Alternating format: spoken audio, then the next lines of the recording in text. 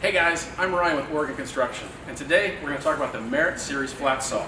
Now, at Merit, safety is important to us. So before we get started, let's make sure engines are turned off, and when we're on a job site, we've got all the proper PPE on, whatever is applicable for your job. Now today, I'm working with a Merit 400 series saw.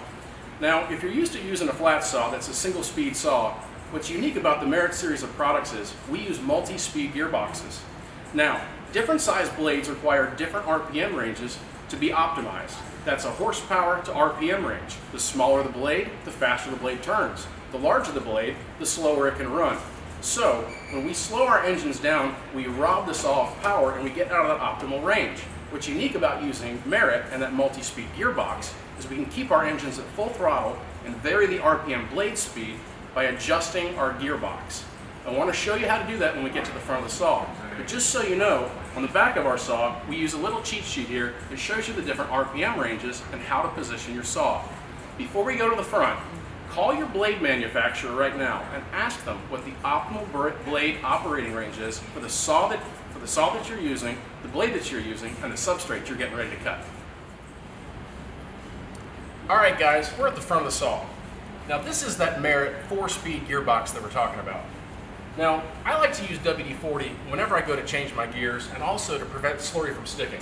So I don't mind soaking this whole assembly, which is our gear levers for changing our gears and speeds, with WD-40 before I do anything.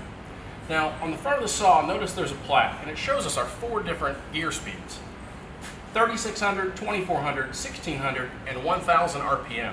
Right now, the saw, if you look at the top lever and the bottom lever, is set at 1600 RPM.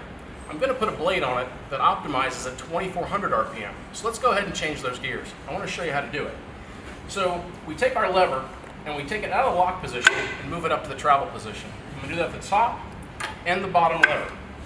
Now I might need to rotate my blade shaft just a touch to make this easy, but I'm going to slide these levers over to the corresponding position for 2400 RPM.